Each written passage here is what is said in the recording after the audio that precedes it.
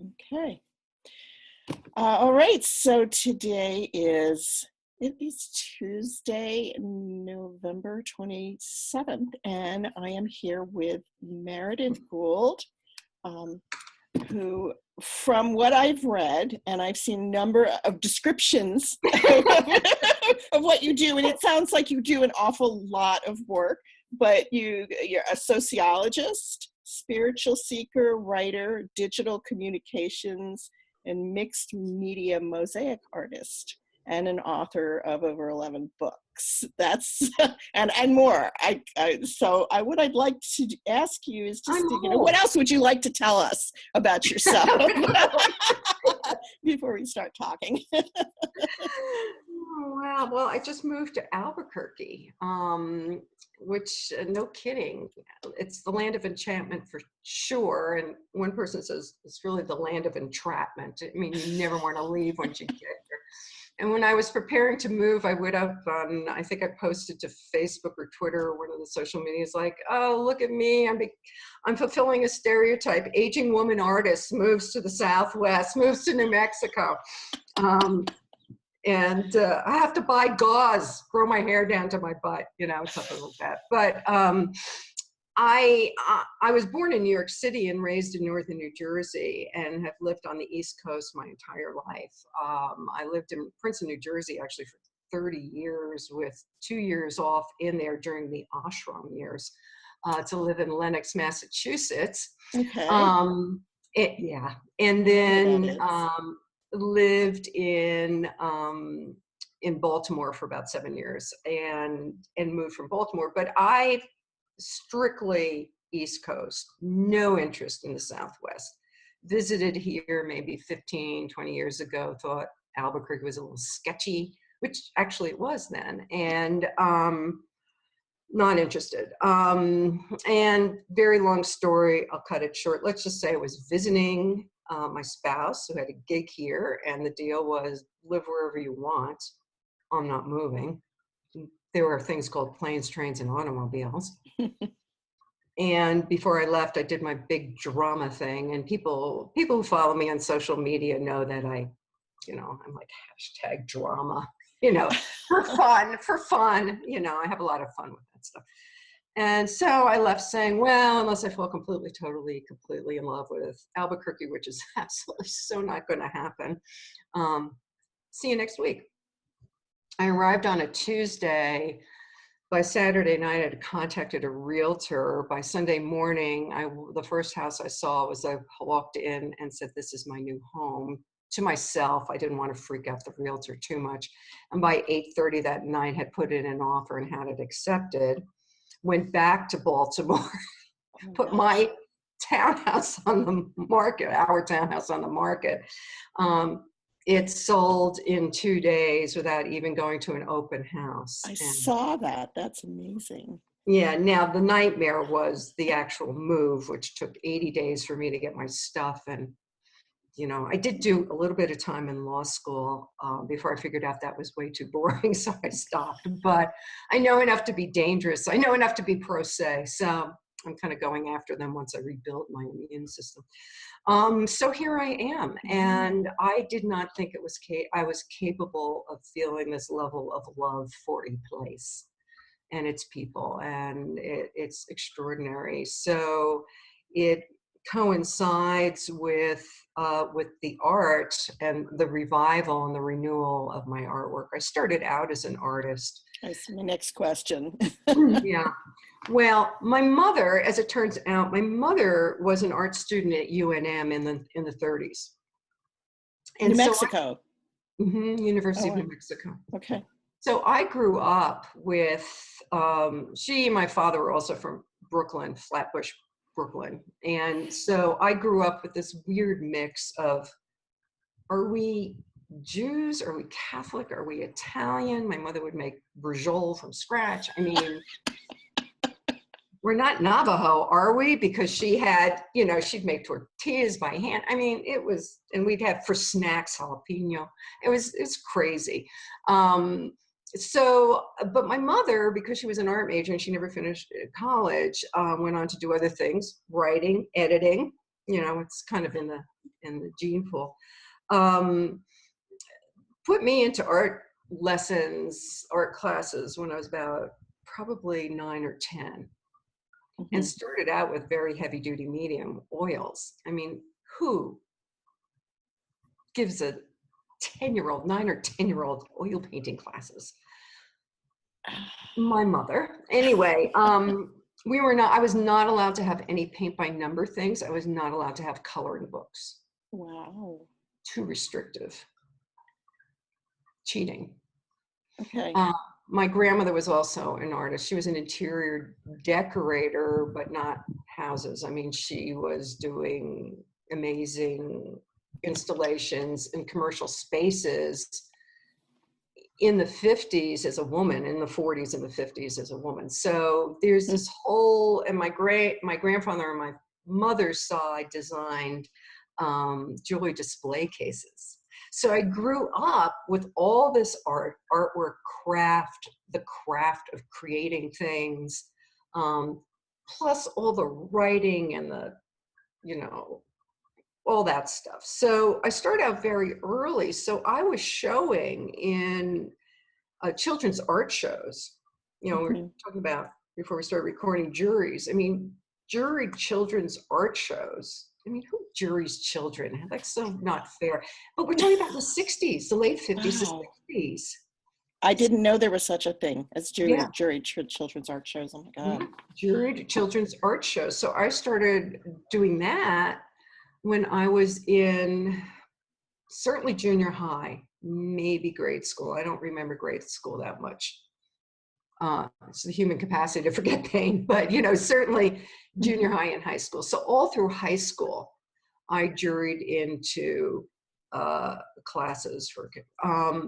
I was the kid in junior high and high school who decorated the school for holidays. I did all the stage sets. I was the kid who was in the art room all the time when I wasn't in the band room or in orchestra practice. I was in that creative track. I was very fortunate to go to Tenafly High School, which in the 60s, it may as well have been a high school for the visual and performing arts. A lot of people came out. Some extraordinarily famous people came out of our public high school. I was not one of them. And a lot of scientists and I mean, it was an extraordinary education when public education was extraordinary, and there was public art, there was art teaching, real art teaching, art education, and music education. I learned to play like 3 different instruments and all this other stuff. So I did all that. When I was in high school, I applied to and got into, in 1968, I was in the Carnegie Tech pre-college art program, which was extremely rigorous. And in Pittsburgh, 1968, it's extraordinary. Actually went to a synagogue in Squirrel Hill, and after the massacre, I was trying to remember, I couldn't remember the name of it. I guess I was 16 or 17, couldn't remember. And then I decided I really wanted to go to Carnegie Tech. My portfolio wasn't strong enough. I applied to only 2 schools because I was very academically weak. So I applied to Rochester Institute of Technology and Carnegie Tech. I didn't get into Carnegie. I was devastated.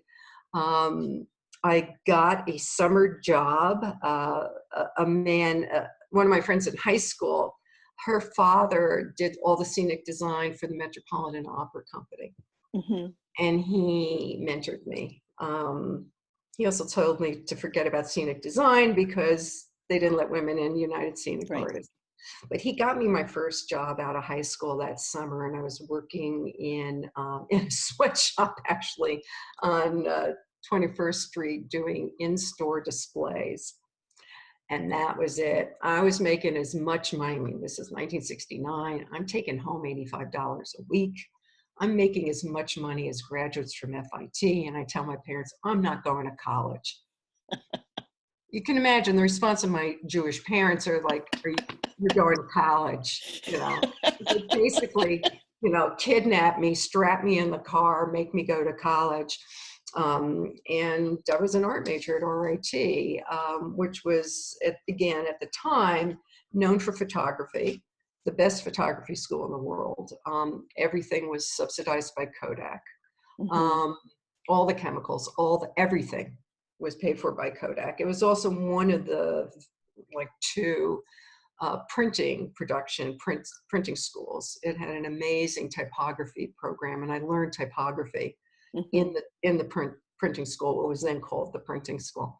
And I was in art and design, and surrounded by the School for American Craftsmen is also there. Okay. So, the woman next door in the dorm was in SAC. She was a fiber artist. She's gone on to do great things.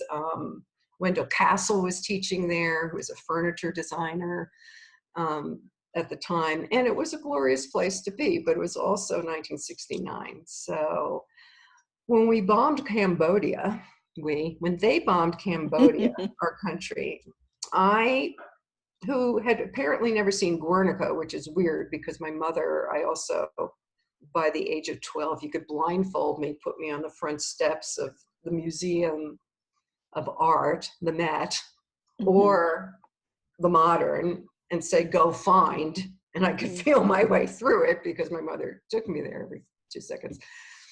But I decided art wasn't at all political. What was I doing in art school? Mm-hmm. And I decided to drop out.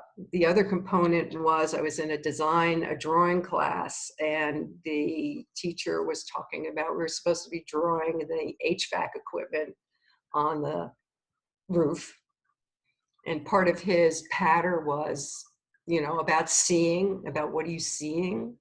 What are you loving? What drawing teachers do, good art teachers do in the background. And I had this moment where I thought, I don't love this. I don't love this. I am not in love with the HVAC equipment. People are dying in Cambodia. What the hell am I doing? Now, I'm 18 years old. There's a whole bunch of other stuff going on, but I packed up my stuff, shoved it into my art locker, never went back. Walked down to the dean's office and said, I have to get out of the art school. Stayed another year, wandering around other majors, and then dropped out to get a very political job as a waitress and bartender. I did work in a design studio for a while doing paste up. It was when you did mechanicals by hand with Ruby Lith and press type and, all that kind of stuff. So I did work in a design studio for a while and got fired. And that was it. And when I finally decided to go back to college, I didn't want to get a BFA, and I didn't want to redo all my color and design. I didn't want to buy Chart Pack. I couldn't afford it. So I ended up getting a PhD in sociology. It's a little closer to the political, at least, right? Well, yeah, but here's the really interesting thing, and I've been thinking about this a lot. Maybe I'll start writing again, who knows? But I mean, literally, God only knows. What I've been thinking about lately is that sociology has always attracted a lot of artists and musicians. And I think it's because in sociology, it's about seeing. It's about seeing the world. It's about looking at the macro structure. We're not, I'm always trying to explain, no, we're not psychologists. We actually don't care about your individual personality. We actually think it's irrelevant. We look at, the world around it and how it shapes. So it's like that. What do we see? How do we see it? How do we define what we see? What shapes us so that we do define what we see in certain ways? Very similar to art education in, like the art teacher at Carnegie who walked into the class, it was a 2-hour studio, said, draw, and then left the room. Wow. Like a half an hour into it, I'm drawing I'm looking at the figure-ground relationship in the acoustical tile for things to draw. I mean, so it's about seeing and seeing in different ways. So that's a good segue into seeing and faith. Mm. Um, Which is for and sure. I am very curious. Well, I have a number of questions for you in this department. Oh my gosh. Do they all start with what the hell? No. No, actually, no, because I mean, we have some similarities, I think, a little bit, except, you know, I saw that you made this. So I guess, I have a question about, did you have any religious education growing up? Or did you, you know, I get that, you know, you got your degree in sociology. At what point did religion or faith come into this for you? And then where did you make this leap from Judaism to where you are now? Yeah, well, it's like leapfrog, because now I'm back to Judaism. But I mean, it's like, oh, right, I'm a Jew. I was raised I was raised in the Reform tradition movement, which and the rabbi I grew up with was a very well-known, very politically active, and very wonderful rabbi. This is the rabbi who, when I had my first kind of yogic Eastern religion experience and I went to see him, said to me, well, I just got back from a sabbatical in India, and I think the Western traditions have a lot to learn from the East. So at age, 16, 17, 18, I'm already with a rabbi who's not saying, oh my God, don't go there, My father, I have rabbis on my father's side of the family, but my father was raised, actually a couple of his brothers were Orthodox, but the family joke is my father hadn't gone into a synagogue until my mother dragged him in there to marry her, and is in the great tradition of Jewish agnosticism. I mean, that's really one of the movements of Judaism. My mother was more, was kind of wishy-washy about it until I had a health crisis when I was 7, and again, the family joke, because we kid about everything. Everything tragic, there's a joke for among Jews. So my mother, the joke was, saw blood, found God. So my mother, when I was 7, got very interested in more observance. So I grew up in a home that we observed Shabbat, not Shomer Shabbat, but we had a Shabbat dinner. Okay, maybe we had scallops, but we had, just certainly not kosher, but that. And then through junior high and high school, I went to synagogue on Friday nights mostly, and was active in the Jersey Federation of Temple Youth. Never did the camp thing. Mm-hmm. Possibly because I think we couldn't afford it. And that was that. I did not want to get confirmed. I went to the rabbi and said, I don't want to get confirmed. I don't believe this stuff. And he said, your grandparents are important philanthropists. You're getting confirmed. Oh boy. I did that. So I did that. And my grandparents on my mother's side were indeed very active in Jewish philanthropy and Jewish, B'nai B'rith and women's ort and all that other stuff.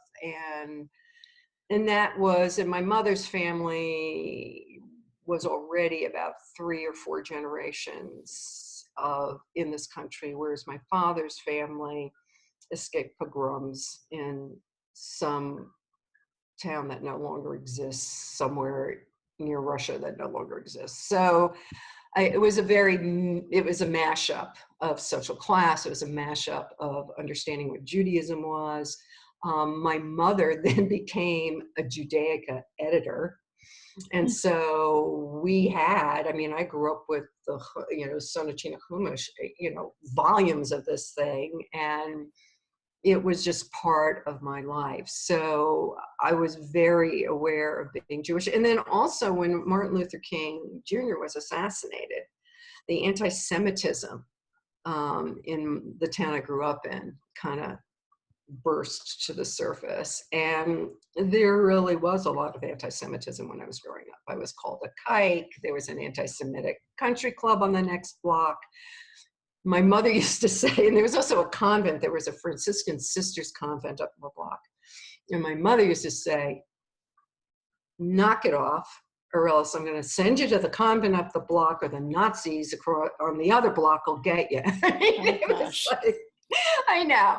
It was the 60s. It was the 50s and the 60s. I mean, child rearing. I'm almost kind of in the mood for some of that to come back. But my mother kind of, how this woman thought this was appropriate for a child is beyond me. But my mother sat my little 10 or 11-year-old ass down in front of watching BBC raw footage of the concentration camps being liberated. So that stuff is just burned into my brain. So that was just, it was, and I was raised, and I've been talking about it a lot lately, and it does have to do with the artwork in a sense. It was like, I was raised to know, not believe, but know. It's not a matter of if the Holocaust is ever happening again, it's when is it going to happen again. And I honestly never thought I'd see this in my lifetime.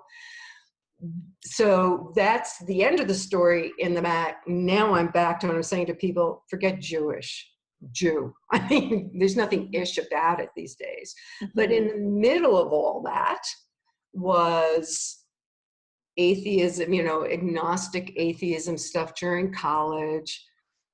Like, don't bother me with this nonsense. When I was in graduate school, I'm a social scientist.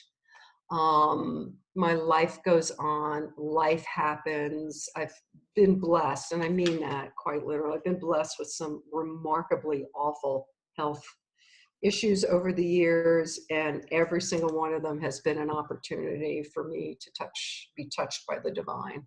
And I can't ignore that stuff. And so, I just decided when I was in my late 30s and everything was kind of crash landing around me, some of it my own doing, truth to tell. And I decided that I had a prayer practice, a prayer project. And it took 3 years. So 1 year I prayed without ceasing, God, I want to know who you are. Reveal yourself. Mm-hmm. And it'd be like, God, look, I'm a sociologist. I'm a mystic. I'm a rank empiricist. I'm not going to believe a thing unless you actually show up. So how's about it? How's about a little empirical evidence? And all this stuff started happening. It was extraordinary. A lot of supernatural stuff, which people have said, which I don't really talk about. And when I have, one person once said to me, oh, I've been a Christian for, and I never, and I said, you didn't need it. You didn't need that experience. You already believed.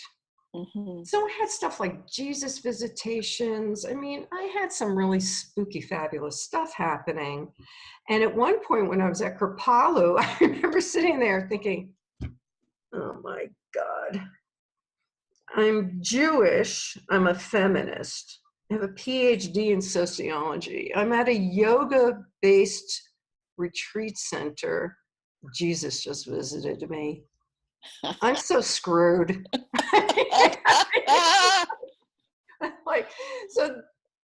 So that's what was going on.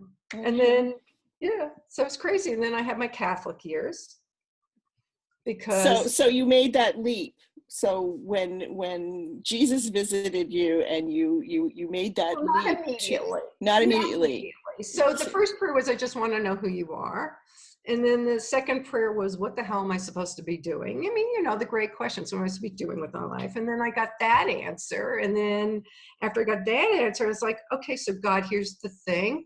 If that's what I'm supposed to be doing with my life, I need your help.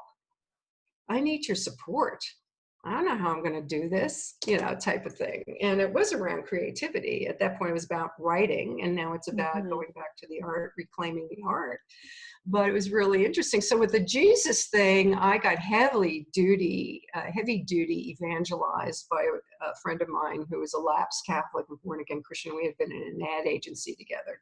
So she was determined that I be baptized. And I'm still sorting that through. I mean, this is back in 92,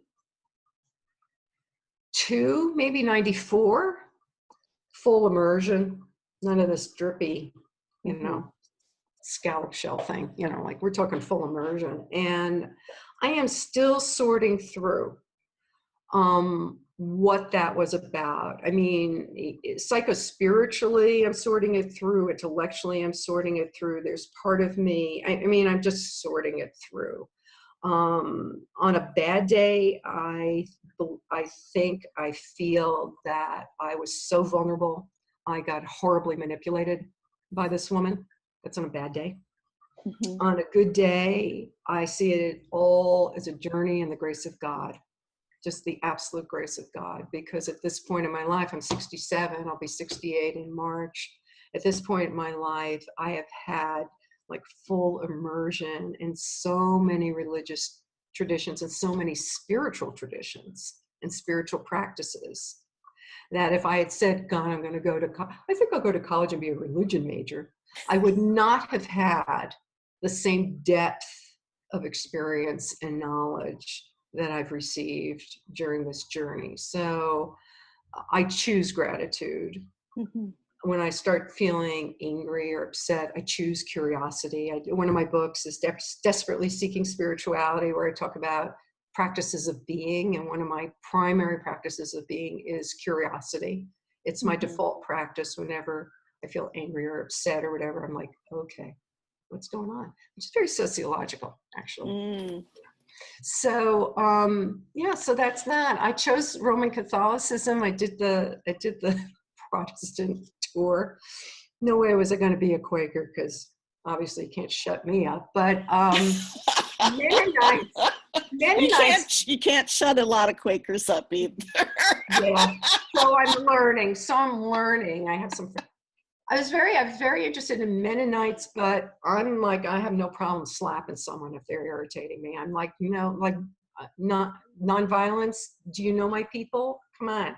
I come from a tribe where our survival has been anchored in tremendous violence against us and tremendous violence to survive. So no, I don't believe in nonviolence. Sorry. I realize this is incredibly politically incorrect. So that's that. So that was and then in terms of the mainline Protestant stuff, I couldn't understand churches where they didn't have communion at every service. And I always got the creeps in Episcopal churches. And then I got kind of rigid, very dogmatic, converts always are. So I was very dogmatic in the beginning, and I was very keen on apostolic succession. So I decided that if I was going to be Christian, if I was baptized Christian, then either I had to become Orthodox, but they stand for their liturgy, and I had these health issues, so I couldn't stand really for a long period of time. And because the Orthodox Church and the Catholic Church really have apostolic succession.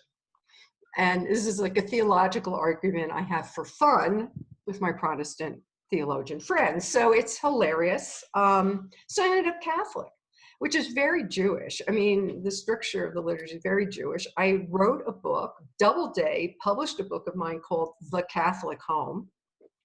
I saw that.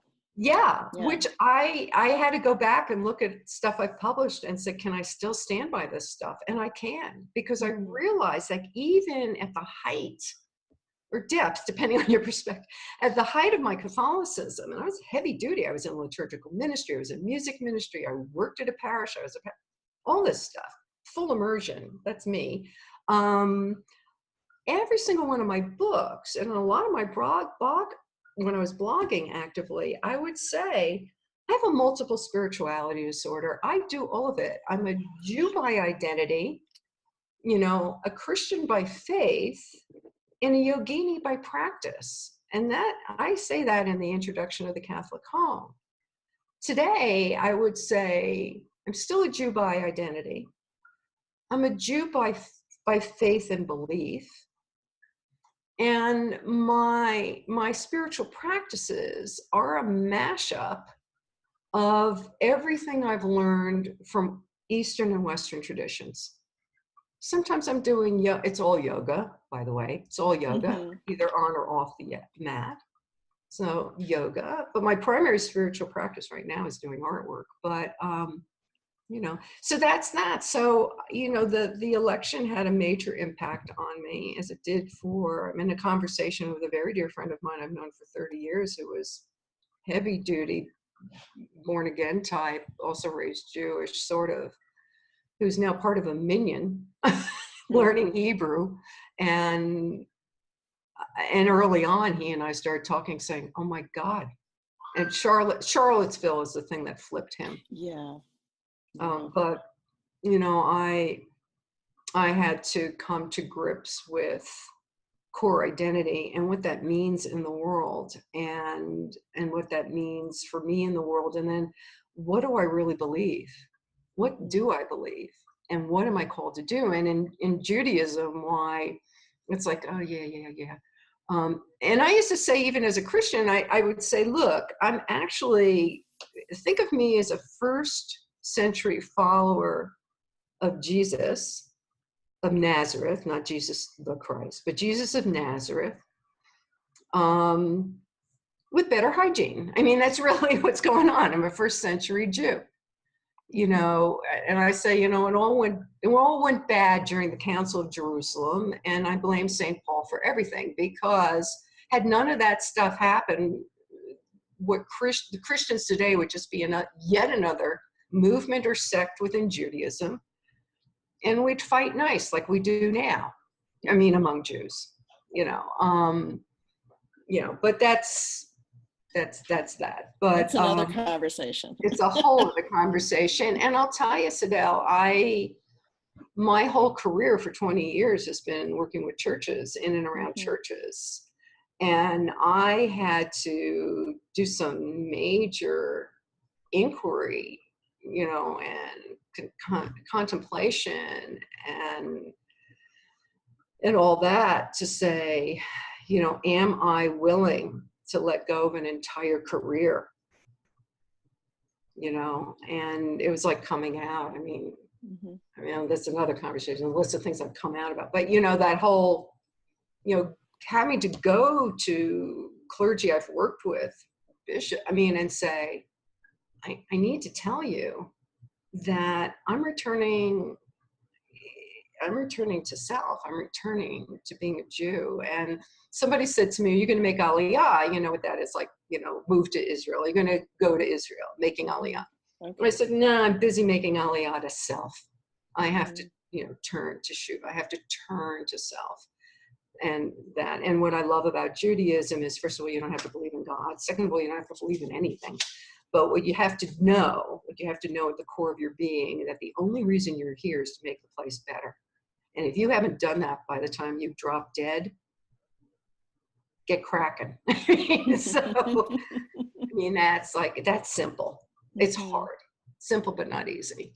And, so that's that. Wow. So there were a couple artwork. Art. Yeah. So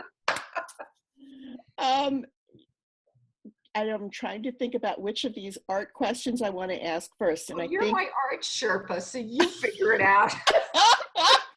Listen, I got to tell you, and I want you to keep this in. Do not edit this out. Okay. You have been so generous and so kind and so supportive of me. And we met on Instagram. Yeah.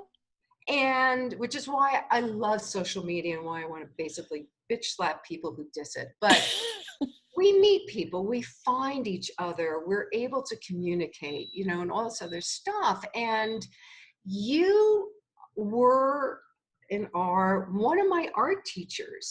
You're a virtual art teacher, and you're my art Sherpa, because I was just starting to get back into it. I decided I wanted to learn mosaics. I talked to a friend of mine, teach me mosaics. He taught me mosaics. I fell in love with this medium. It's not a medium I ever dealt with or thought of, or I basically, it's a miracle I survived 2 and 3D design, classes. And all of a sudden I'm in love with this medium and I'm starting to play around and I'm called to Labyrinth, and you are leaving me comments that are so supportive, and you just have no idea. And I want you to know how, Oh, goodness. how much that has meant to me and means Wow. to me. And I love your work too. Thank it's you. like, oh, what you got up now? Yeah. Well, So. thank you. It's funny because, I have a love-hate relationship with Instagram. And I mean, and social media to some degree. But yes, I have met some spectacular people through the medium. And I have talked to people that, I mean, I would have never imagined I would be talking, Right. like, well, you and Aiden, the knitting monk. Yeah. His knitting his sewing is like amazing. Well, and he's an absolute gem of a person. I've gotten to meet. I've actually had a face-to-face conversation with him at the monastery last September. You don't get to have those experiences, people around the world, actually. I mean, I got to sit down with an artist friend that I met on I don't know. I definitely met her online in Dublin when I ended up there by accident in March. So it's just, it's brought me a lot of richness too, but and as an art teacher, I don't think about myself teaching so much when I'm on Instagram. You are. But you are. Well, and that was the thing. I mean, I was a college professor for a decade and did not get tenure because is actually, I'm very proud of this. I did not get tenure because my work in feminist theory and because of my work in what was then called gay and lesbian rights. I completely lost the train of thought that was running through my brain. Who knows? Oh, and I did not want to stay in academia. And I was mourning about that for a little while. And then I realized I can teach anywhere. Mm-hmm. The world's a classroom.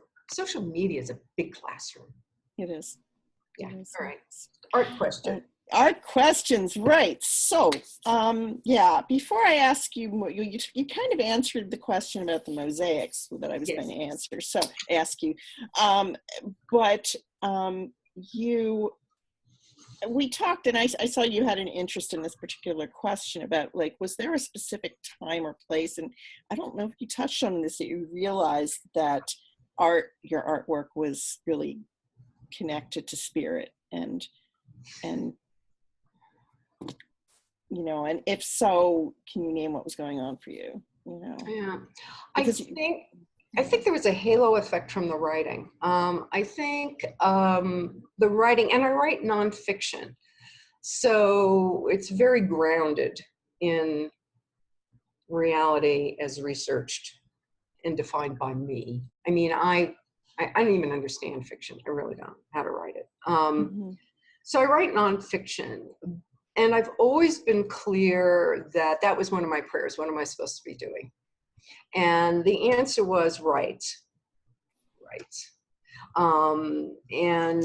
Both my parents were writers and editors. So, and I was the kid who was on the school newspaper and everything. So the writing as an adult, when I started writing books, which was not something, it was not on my bucket list of things to do. Believe me, I tumbled into that, and like 10 books later, I'm like, I never want to do this again. But anyway, I realized that there were things I wanted to explore, and the medium for exploring it was the writing, and was, for some reason, book-length writing. So, like the book, Why Is There a Menorah on the Altar? Is a book about the Jewish roots of Christian worship, because I wanted to, as a matter of faith, religion, belief, and curiosity, look at the Jewish roots, and then also help Christians understand that Jesus of Nazareth was a Jew. All the stuff that people quote in the gospel readings. I'm not even nice about it anymore. I just say, yeah, well, go read Leviticus if you want to read the original, type of thing. Stuff like that. So the art, what happened again, and for me, the defining moment was the election. Mm-hmm. And what happened is I realized the limits of words and of speaking. So I, who have spent my life talking, big surprise, I was on the debate team. Okay. So I've spent my life with words, speaking, writing, teaching, a little bit of comedy, things like that. Social media, love it. Early adopter, teach it, been on it. After the election, I created Activism 101, which was a guide for people who were very new to Twitter, who discovered Twitter after the election, and how to be online, how to use Twitter, how to use Facebook without undermining themselves and their causes. I also had a whole thing about a lot of discernment exercises to help people understand when they shouldn't be on social media and certain types of social media. And so I'm doing all that for the first chunk of time that this particular regime was in place. And I'm watching Twitter devolve. I'm watching Facebook devolve. I'm watching myself thinking, okay, what do I want to do? And as a thought, I'm considered a thought leader, digital strategy and tactics in that particular niche in the world of faith and clergy and lay leadership. How do I want to model using it and all that? So that was going on, and then I took in the middle of all this, I think it was very recently, actually. I think it was the summer of 2016. I took that mosaic course, and then fell in love with the medium. And so all of a sudden that came together with this notion, a couple of things. First of all, words are insufficient right now. And how many expletives can you actually hurl on the screen until they have no meaning anymore? And I have a potty mouth. Everybody knows this. I actually wrote a Medium piece called About My Potty Mouth. It's from my grandmother on my mother's side. It's genetic. She's cursed and in Yiddish and English. But anyway, real potty mouth. So I was dropping F-bombs while, I've always done that. People know that. I always vow I'm going to clean it up, and then I don't, it's like that sort of thing. I have kind of cleaned it up a little bit, but I looked at all that and I thought, wait a minute, I'm falling in love with this medium. I'm realizing that when I'm working, because the thing I love about mosaics too, it's got everything. It's so tactile, so kinesthetic. It's visual, it's kinesthetic, it's tactile, it's got some scut work to it, grouting, I consider scut work. I'm moving more towards grout-free mosaics. Cutting tiles, kind of scut work. And then there's the design work going into the design, going into the image, which is, transcendent and grounded at the same time. It's got color, it's got shape, it's got everything. And I'm realizing as I'm starting to work on my pieces that I'm feeling the me that I haven't felt, in 40 years. Like all of a sudden I feel that. My childhood nickname was Mary, and you can tell on Facebook who knows me from high school because they call me Mary. So all of a sudden Mary Gould is back, that kid who lived in the art room and whose sanctuary was in whatever image I was working on and whatever medium I was working on. I'm feeling that back, and I'm feeling happy at a core level where I haven't felt happy in a very long time. Now, part of it is also I was able to start a medication that significantly stopped my pain level, cut my pain level down to even lower than manageable, to almost non-existent some days. So being pain-free for the first time in 30 years was extraordinary.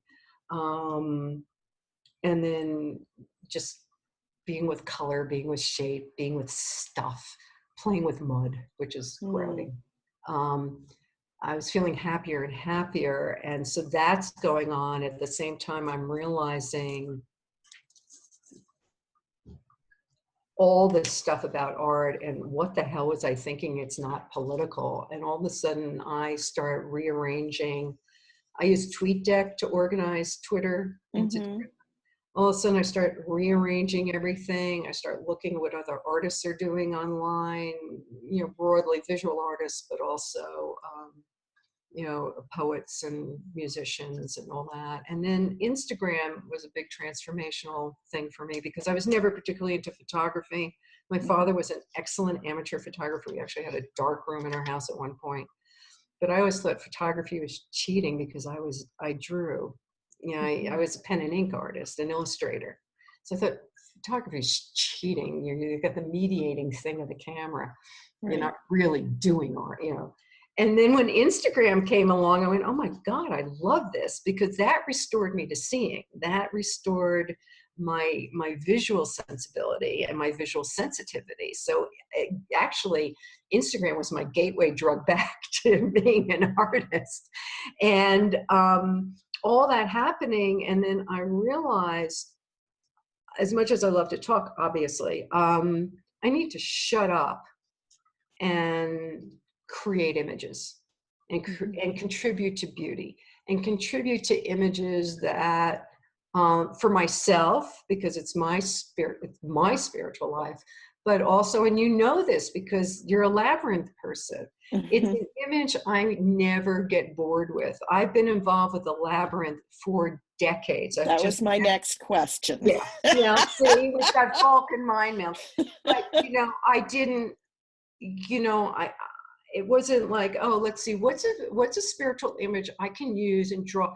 It wasn't like that. Or what can I do for mosaics? It was more like, oh, this would really work with mosaics. And I need to be walking this labyrinth a lot right now. And I walk it as I create it. And all that. And the Hamsa too is an image that's drawn me for many, many years. And it's also the only spiritual symbol that is shared by Muslims and Jews. So I was very attracted to that. Yeah, we call it the hand of Miriam. Miriam's a sister of Moses and Aaron. And for Muslims, it's the hand of Fatima, who's the prophet's daughter. Right. So, yeah. So those were two images that I thought, oh my God, I never understood how artists could like be with an image for a lifetime. And all of a sudden I feel like I could be with these images for a lifetime. And so I found myself in working on the labyrinths, working on the Hamsas, especially the labyrinth, calming down, getting more centered. I mean, literally. And it does. And also saying this needs to be the way I work with self, my own spirituality right now, and it needs to be, I feel called to having this be my contribution to the conversation, visual. That the visual arts is my contribution to the conversation, because it does lead to conversations, because I mix. I mean, you've seen the evolution over time. I mix spiritual symbols. So, for example, this labyrinth I just finished and I showed you has the eye in the middle, which is traditionally in the middle of a Hamsa. Right. And it also has a little Hamsa here. Now, on my Hamsas, I have actually, and I'm going to do it soon, somewhere on my work table, I have this tiny little, here it is, this little labyrinth thing I pulled off. Oh, it used to be a bookmark, actually. I have this little labyrinth that I'm going to put in the middle of a Hamsa.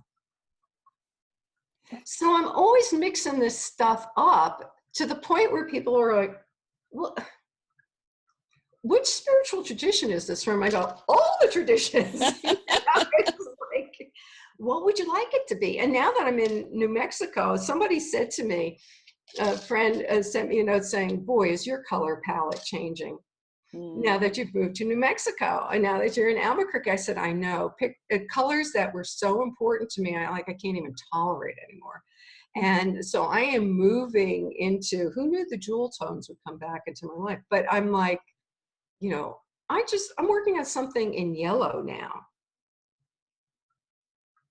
And the Zia, which is on the flag of New Mexico, which is an Indian symbol from the Zia Pueblo. It looks like a cross, but it's not a cross. It's on an orange, a yellow background with red rays coming out of it. It's the sun. Oh, okay. The sun. So I want to do a Hamsa with a Zia. I want to do a labyrinth with a Zia, not because it's going to sell in Albuquerque, although that'd be nice, but because it's like, it's all the same stuff. Spiritual traditions it's all the same stuff. Choose the flavor that tastes good to you. Or even better yet, choose the flavor you don't like and work through it. Yeah.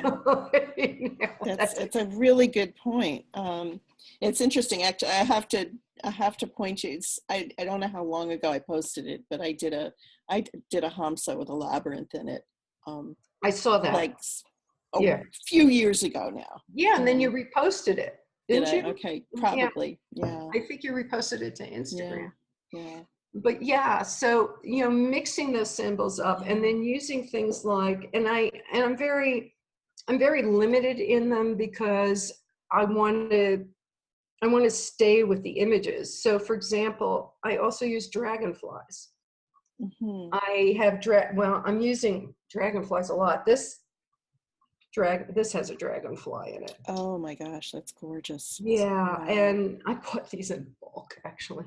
Just, man, I'm gonna kill myself when they're no longer available. But anyway, so I use dragonflies a lot. I'm always picking up dragonflies. I found this little dragonfly bead, and feathers, and leaves.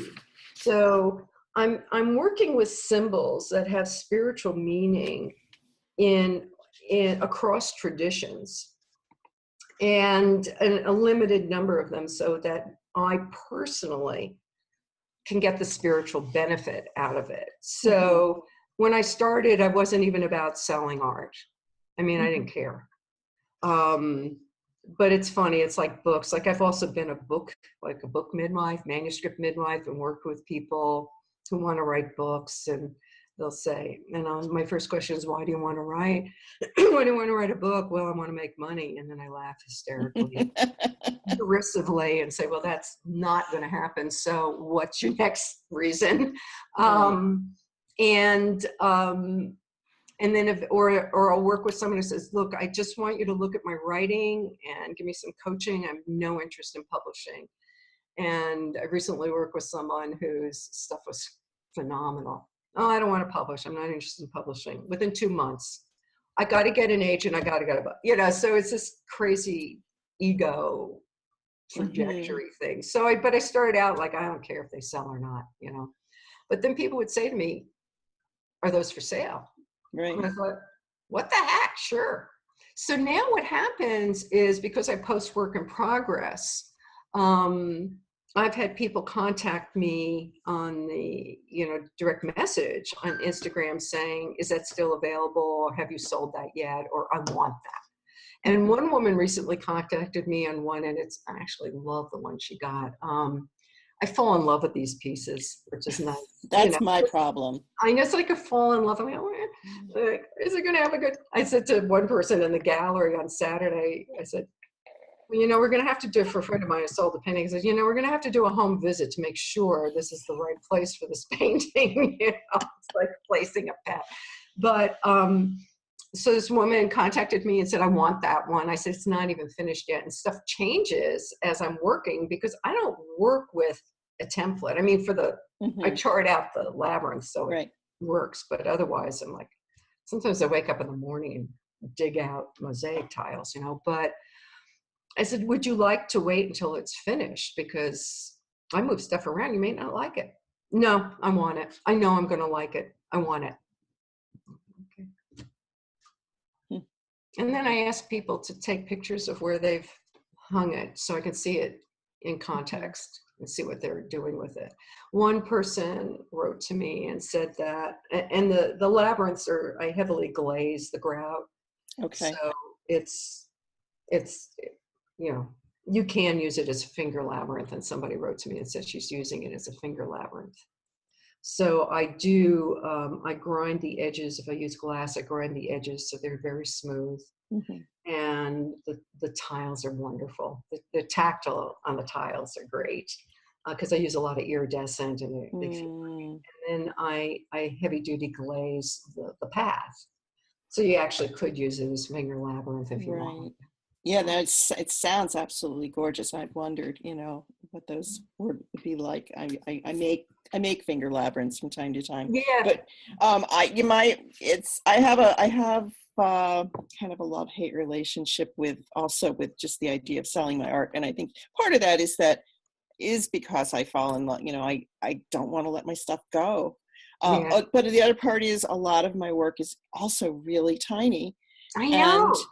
I love that. So how are you going to package? It just doesn't, you know. So I have actually taken a piece of mine and blown it up and copied it over and then traced it over and then changed it and done it on watercolor paper and made it into an actual piece that I could frame.